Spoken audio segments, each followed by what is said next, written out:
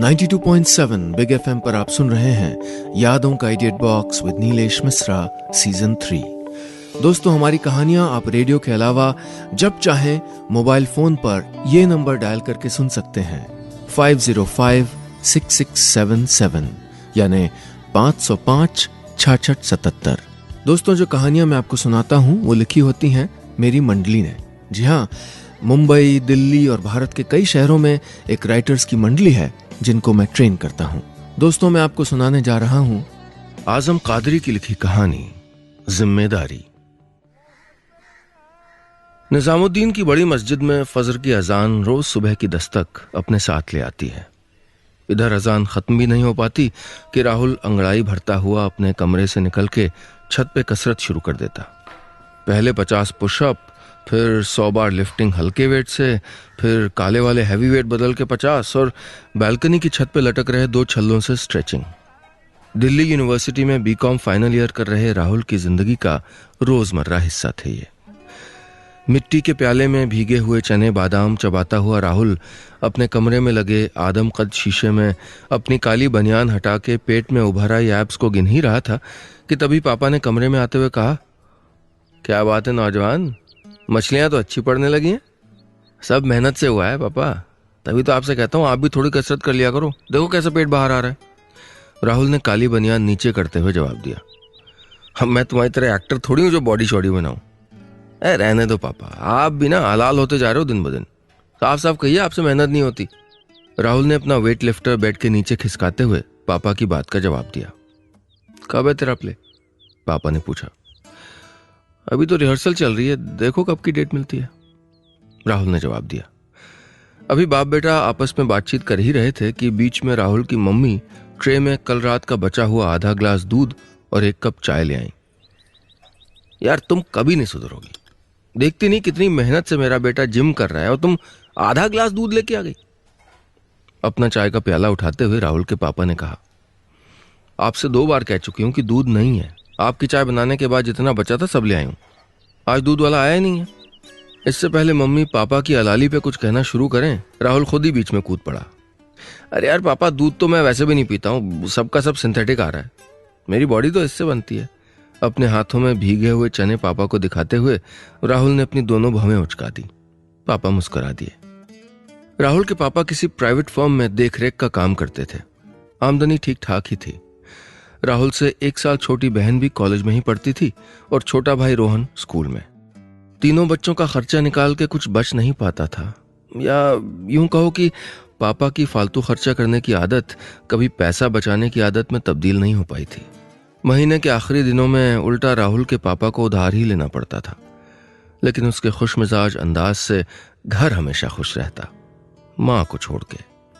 कभी कभी राहुल पापा से कहता, पापा देखना जब मैं हीरो बन जाऊंगा ना तो हम एक बड़ा सा घर लेंगे, एक बड़ी सी गाड़ी, तब आप ये नौकरी वोकरी छोड़ के मजे में घूमा करना बस।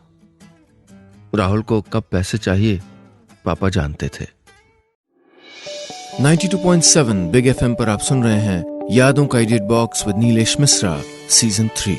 दोस्तों, रेडियो के अलावा आप हमारी कहानियां जब चाहे मोबाइल पर ये नंबर डायल करके सुन सकते हैं 505-6677 505-6677।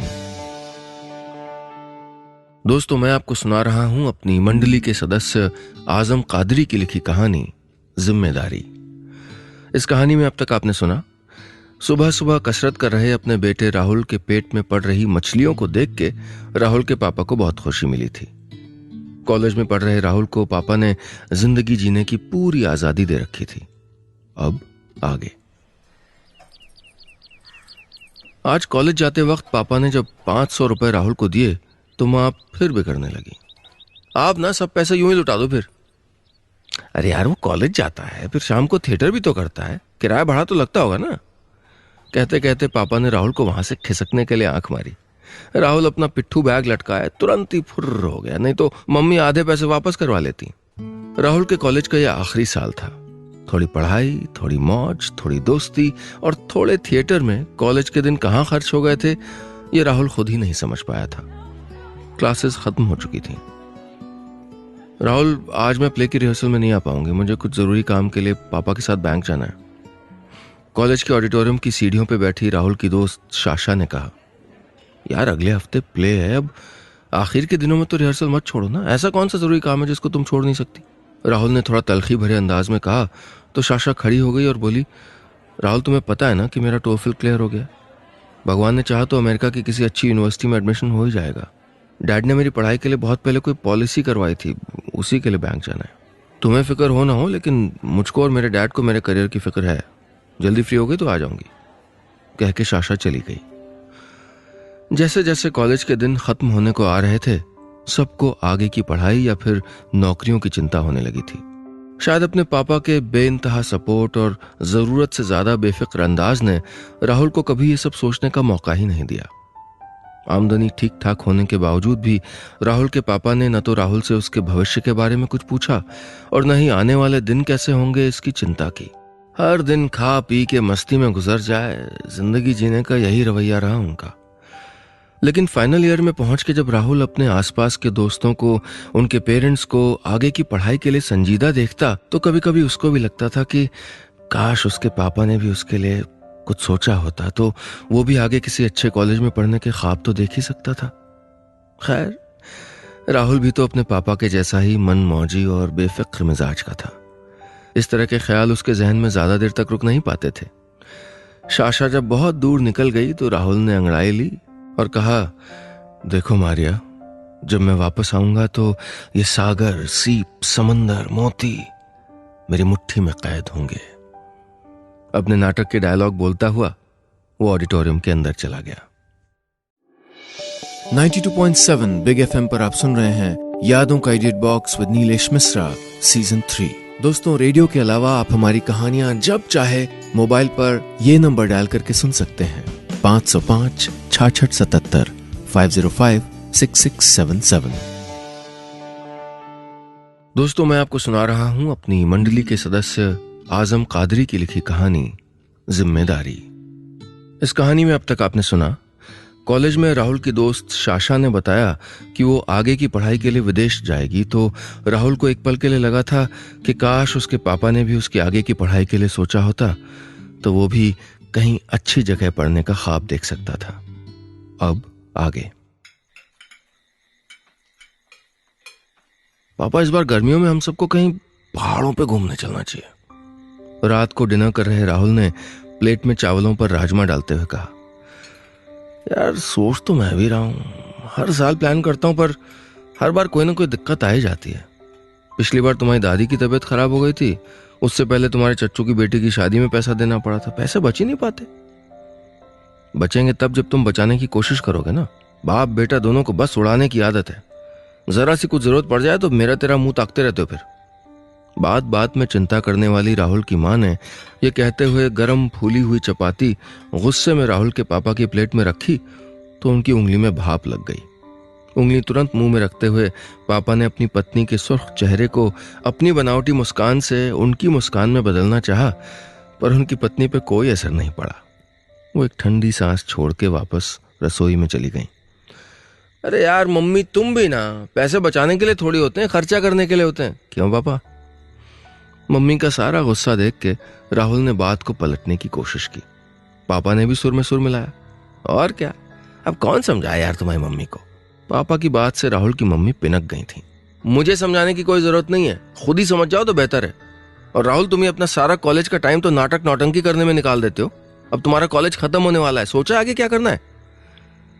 राहुल को नहीं पता था कि बात पापा से हटके उस पे आने वाली है। वो चुपचाप खाना खाता रहा। अब यार तुम मेरा पीछा छोड़ के राहुल के पीछे पड़ गए। अरे इससे क्या करना है, हीरो बनेगा और क्या। यस डैड, अब हीरो भी भला कोई काम करते हैं क्या। पापा की बात को राहुल ने भी मजाक में आगे जोड़ा और फिर बाप बेटा देर तक हंसते रहे। मम्मी को गुस्सा आया, लेकिन बेटे और पति को हंसता देख के उनकी भी हंसी निकल ही गई। राहुल की मम्मी भी अपने घर की इन किलकारियों में मुस्कुरा लेती थी। कौन नहीं चाहता कि घर में खुशियां यूं ही हंसी बन के महकती रहें। लेकिन उनको कभी कभी अपने बेफिक्र पति और बेफिक्र बेटे की जिंदगी की बेफिक्री से डर लगता था। अगर उनके पति ने थोड़ा बहुत पैसा बच्चों की जिंदगी के लिए जोड़ा होता तो शायद उनको भी चिंता नहीं होती। घर की औरतें सिर्फ आज का ही सोच के नहीं चलती ना, उनको परिवार के भविष्य की चिंता मर्दों से ज्यादा होती है। 92.7 बिग एफएम पर आप सुन रहे हैं यादों का edit box with Nilesh Mishra season 3। दोस्तों, रेडियो के अलावा आप हमारी कहानियां जब चाहे मोबाइल पर ये नंबर डायल करके सुन सकते हैं 505 6677 505 6677। दोस्तों, मैं आपको सुना रहा हूं अपनी मंडली के सदस्य आजम कादरी की लिखी कहानी जिम्मेदारी। इस कहानी में अब तक आपने सुना, रात को राहुल ने डिनर करते वक्त अपने पापा से छुट्टियों में कहीं बाहर घूमने के लिए कहा तो पापा ने भी हाँ में हाँ मिलाई और बताया कि वो सोचते तो हर साल हैं लेकिन पैसा नहीं बच पाता। पापा की इस बात को लेकर मम्मी से थोड़ा झगड़ा भी हो गया था क्योंकि मम्मी किफायती हैं। अब आगे। उस दिन राहुल का प्ले था। पापा मम्मी तो आएंगी नहीं लेकिन आप जरूर टाइम पे आ जाना, ठीक है? कॉलेज जाते समय राहुल ने पापा से कहा तो पापा ने एक बार प्ले शुरू होने का समय जरूर पूछा था। शाम 6 बजे जवाब देके राहुल हमेशा की तरह अपना पिट्ठू बैग लेके भाग लिया। देखो मारिया, तुम्हें मेरी आंखों में प्यार नहीं दिखता क्या? इसको नकार के तुम उस जिंदगी को मत चुनो जहां दौलत के सिवा कुछ नहीं है। सच कहता हूं मारिया, जब मैं वापस लौट के आऊंगा तो ये सागर, सीप, समंदर, मोती, देखना सब के सब मेरी मुट्ठी में कैद होंगे। कॉलेज का ऑडिटोरियम लोगों से खचाखच भरा था। स्टेज के बीच में पड़ रही नीली रोशनी वाली स्पॉटलाइट में एक ईरानी राजकुमार की वेशभूषा में खड़े होके जब राहुल ने अपने डायलॉग खत्म किए तो पूरे हॉल में तालियों की आवाज गूंज पड़ी। नाटक खत्म हुआ तो जान पहचान वाले रिश्तेदार, दोस्त सब कलाकारों से मिलने स्टेज पे ही पहुंच गए, पर राहुल की नजरें खाली होते ऑडिटोरियम में अपने पापा को खोज रही थीं। कभी ऐसा नहीं हुआ था कि राहुल का प्ले हुआ हो और पापा देखने न पहुंचे हों, बल्कि वो तो 1 घंटा पहले आके ऑडिटोरियम में बैठ जाते थे। प्ले शुरू होने से पहले राहुल ने कई बार पर्दे के पीछे से झांक के देखा भी था। सबसे आगे की सीट्स पे बैठने वाले पापा कहीं दिखे नहीं थे। फिलहाल राहुल की नजरें ऑडिटोरियम के कोनों में पापा को देख ही रही थी कि राहुल जल्दी कर यार, किसी की आवाज आई। राहुल ने मुड़ के देखा तो उसी के मोहल्ले में रहने वाला उसका दोस्त नदीम अपनी फूलती सांसों के साथ खड़ा था। तुम्हारे पापा का एक्सीडेंट हो गया यार, मम्मी ने कई बार फोन लगाया पर उस वक्त तुम्हारा प्ले चल रहा था, स्विच ऑफ आ रहा था। एक पल को तो राहुल की समझ में ही नहीं आया कि नदीम कह क्या रहा है। जिस पापा को उसकी नजरें खुशी खुशी खोज रही थी वो तो अस्पताल में जिंदगी और मौत से जूझ रहे थे। अब तक राहुल के और कलाकार दोस्तों को भी ये बात पता चल चुकी थी। सब उसके इर्द गिर्द इकट्ठा हो गए। फिर किसी दोस्त की कार में बैठ के राहुल उस अस्पताल की तरफ रवाना हो गया जहां उनको आनंद फानन में भर्ती कराया गया था। अस्पताल के कॉरिडोर में ही माँ, छोटी बहन पिंकी और मामा जी खड़े मिल गए। राहुल को देखते ही मम्मी के सूखे हुए आंसू फिर से निकलने लगे थे। माँ को दिलासा देके राहुल ने इमरजेंसी वार्ड के दरवाजे पे लगे गोल शीशे में से झांक के देखा। पापा के पूरे चेहरे पे पट्टियां बंधी थीं। हंसमुख पापा को इस तरह देख के राहुल के आंसू आंखों में रुक ही नहीं पाए थे। 92.7 बिग एफएम पर आप सुन रहे हैं यादों का edit box with Nilesh Mishra season 3। दोस्तों, रेडियो के अलावा आप हमारी कहानियां जब चाहे मोबाइल पर ये नंबर डायल करके सुन सकते हैं 505 6677 505 6677। दोस्तों, मैं आपको सुना रहा हूं अपनी मंडली के सदस्य आजम कादरी की लिखी कहानी जिम्मेदारी। इस कहानी में अब तक आपने सुना, प्ले खत्म होने के बाद राहुल अपने पापा को खोजने लगा था। पापा आज प्ले देखने नहीं आए थे। आते भी कैसे, उनका तो एक्सीडेंट हो गया था। ये बात जब राहुल को पता चली तो उसके पैरों से जमीन निकल गई थी। अब आगे। बातों ही बातों में तब राहुल को पता चला कि राहुल का प्ले देखने के चक्कर में पापा जल्दी जल्दी ऑफिस से अपने स्कूटर पे निकले और उसी जल्दबाजी में रेड लाइट को तोड़ के निकलने में उनका एक्सीडेंट हो गया था। अभी सारे लोग कॉरिडोर में ही बैठे थे कि सामने से डॉक्टर ने आके कहा, मिस्टर दीवान के साथ कौन है? राहुल की मम्मी खड़ी होती पर राहुल उनसे पहले डॉक्टर साहब के सामने आ गया। जी मैं उनका बेटा हूं, बताइए। देखिए, उनके पैरों में 2 फ्रैक्चर और सर में क्लॉट है। हमने पैरों का प्लास्टर तो कर दिया है लेकिन क्लॉट निकालने के लिए उनका ऑपरेशन करना पड़ेगा। आपके पापा का कोई मेडिकल इंश्योरेंस है क्या? डॉक्टर की बात सुन के राहुल ने मम्मी की तरफ देखा तो उन्होंने ना में सर हिला दिया। तो फिर आप ऐसा कीजिए कि काउंटर में पैसे जमा करा दीजिए, हमें ऑपरेशन तो शुरू ही करना पड़ेगा। इतना कह के डॉक्टर साहब चले गए। एक खाली फॉर्म राहुल के हाथों में फड़फड़ाता रहा। जीजा जी भी अजीब है, आज के दौर में कम से कम मेडिकल इंश्योरेंस तो कराना चाहिए ना। कहते हुए मामा जी ने राहुल के हाथ से पर्चा ले लिया और फीस काउंटर की ओर जाने लगे। भैया ये कुछ पैसे हैं। पीछे से राहुल की मम्मी ने अपने भाई को टोका और 100-500 के कुछ नोट अपने बटुए से निकाल के उनको थमा दिए। बोली, वैष्णो देवी जाने के लिए कब से जोड़ रही थी। मम्मी की ये बात सुन के आज पहली बार राहुल को अपने पापा और अपनी बेफिक्री और मम्मी की बात पे दुख हो रहा था। भगवान की कृपा से ऑपरेशन ठीक हो गया। अगली सुबह पापा को होश आ गया, लेकिन डॉक्टर ने कुछ दिन एडमिट रहने की सलाह दी। राहुल दिन रात अपने पापा की सेवा में लगा रहता। अस्पताल में बिताए 4 दिन उसकी जिंदगी के सबसे कठिन दिन थे। रोज किसी न किसी मरीज को मौत से जूझते, डॉक्टर से पैसों के लिए गिड़गिड़ाते हुए देखना राहुल को बहुत कुछ सिखा गया था।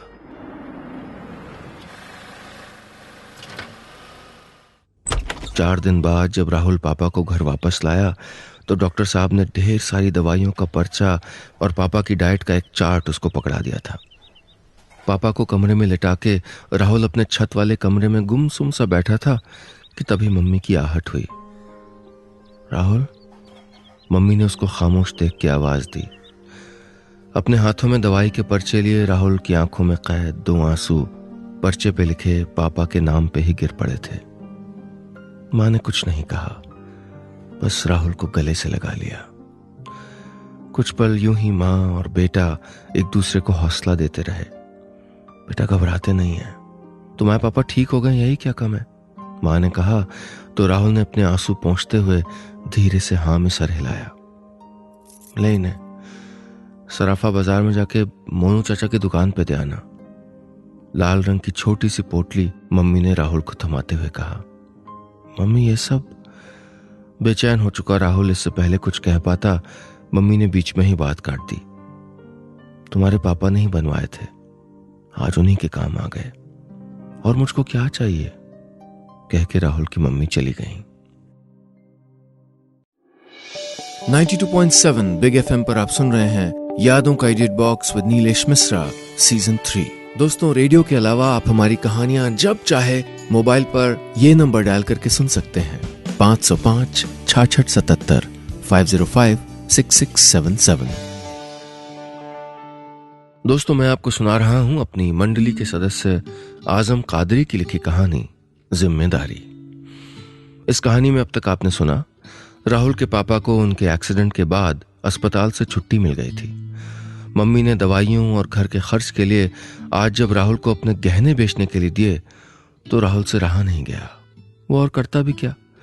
वो सोचता रहा कि काश पापा ने आगे की जिंदगी के लिए कुछ बचत की होती तो इतनी परेशानी नहीं होती।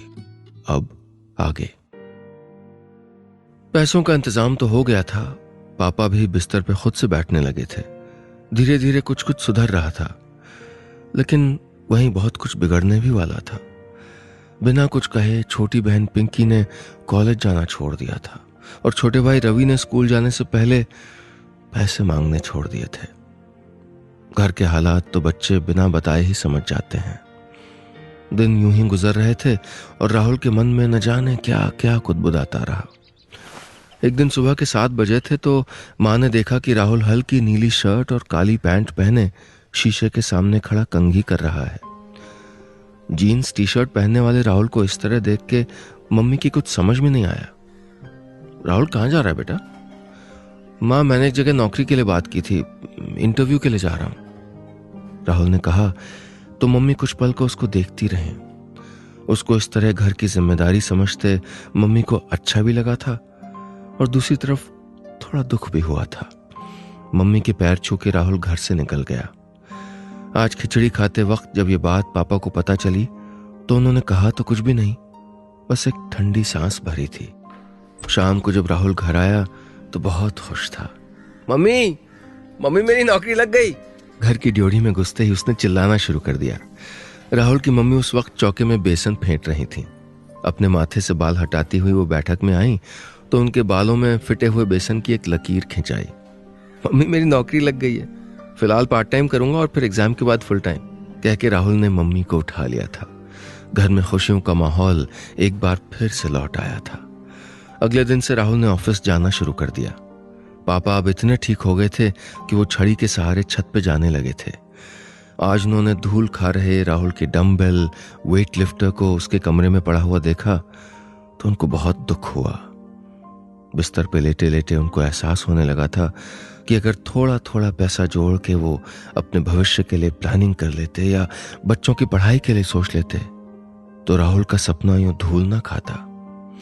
राहुल रात में पढ़ाई करता और दिन में ऑफिस चला जाता। दिन गुजरते गए और आखिरकार वो दिन भी आ गया जब राहुल को उसकी पहली तनख्वाह मिली। राहुल ने अपने पापा के पास जाके कहा, पापा, आज आपका हीरो पैसे कमा के लाया है। बस इतनी सी थी ये कहानी।